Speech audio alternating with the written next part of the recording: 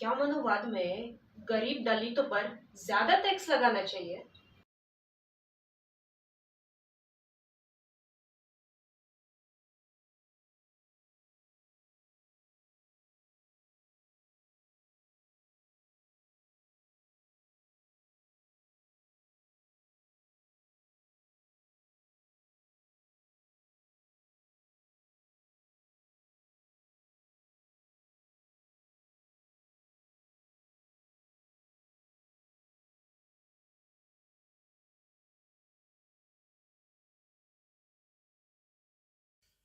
बंगाल में जो जिहादी हैं, कम्युनिस्ट हैं और जो ईसाई और गे बीम वाले हैं, वो अक्सर एक प्रपंच के माध्यम से एक प्रोपोगंडा करते हैं कि प्राचीन वैदिक मनुवादी युग में दलितों अर्थात शूद्रों पर कोड़े बरसा बरसा कर ब्राह्मण और ठाकुर और राजा वर्ग के लोग उनसे ज्यादा आयकर, ज्यादा दंड, ज्यादा चुंगी हासिल करते थे और अगर ज्यादा टैक्स नहीं दे पाते थे तो उनको बहुत मारते थे, कत्ल कर देते थे और उनका जमीन जायदाद हड़प लेते थे। तो आज मैं इसी का जांच पड़ताल करूंगा। तो इसी श्रृंखला में मैं पढ़ूंगा मनुस्मृति 7.129 टैक्स स्लोली। तो मैं पढ़ रहा हूं मनुस्मृति 7.129।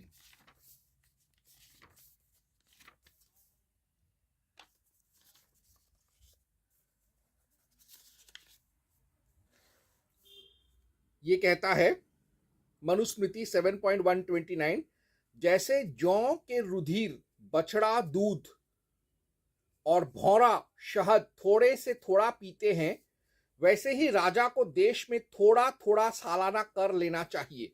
यानी सोने की अंडा देने वाले मुर्गी को एक ही समय हलाल नहीं करना चाहिए। ठीक वैसे ही एक राष्ट्र से, उसकी जनता से एक ही झटके में जिंदगी भर का टैक्स लेकर जिंदगी भर का काला धन इकट्ठा करना नहीं चाहिए। थोड़ा थोड़ा करके उनके सहूलियत के हिसाब से, देश की परिस्थितियों के हिसाब से, प्राकृतिक, सामरिक, सामाजिक, आर्थिक परिस्थितियों के हिसाब से टैक्स लेकर देश का राजस्व बढ़ाना चाहिए। एक साथ जुल्म करके टैक्स नहीं लेना चाहिए। यह मनुवादी सिस्टम है।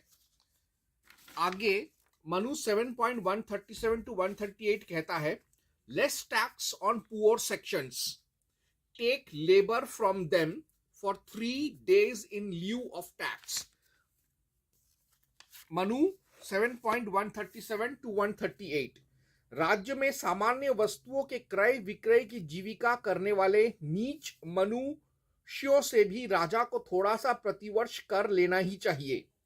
कारीगर, शिल्पी, लोहार और शूद्र देह के कोष से जीने वाले अर्थात बोझ ढोने वाले, इनसे राजा महीने में एक दो काम करा ले, एक दो दिन काम करा ले। अर्थात जो लोग शूद्र हैं, दलित हैं, जो मजदूरी का काम करते हैं, जो छोटा मोटा काम करते हैं, दिहाड़ी का काम करते हैं, उनसे भी थोड़ा सा कर लेना चाहिए, लेकिन उनसे बहुत कम, बहुत न्यूनतम, कम से कम टैक्स उनसे लेना चाहिए, कर उनसे लेना चाहिए। और अगर वो कर देने के पोजीशन में नहीं है तो उनसे कम से कम 1, 2 या 3 दिन का उनसे श्रम करवा लेना चाहिए। कोई राजकीय काम है तो कोई कुआं खोदना है, कोई सड़क बनाना है, कोई पुल बनाना है, उसमें उन लोगों को 3 दिन का सबको बारी बारी से मजदूरी करवा लेना चाहिए। फ्री में मजदूरी सही, लेकिन ये इसलिए कि वो टैक्स नहीं भर पा रहे हैं। तो यानी पूरे साल का टैक्स नहीं भर पाया, इसलिए सिर्फ 3 दिन मेहनत करना पड़ रहा है एक दलित को, यदि वो टैक्स देने की परिस्थिति में नहीं है तो ये कोई अन्याय नहीं है। आज के जमाने में भी ये अन्याय नहीं है, नहीं माना जाएगा। और मनु 7.139 कहता है, नेवर लीवाई टैक्स टायरानिकली। ये मापदंड है मनु 7.139। राजा कर ना लेने से, अपनी मूल और अति तृष्णा से बहुत कर लेने से प्रजा की मूल नष्ट न करे, क्योंकि अपनी जड़ के नाश से अपने को और प्रजा की जड़ उखाड़ने से प्रजा को पीड़ा होती है।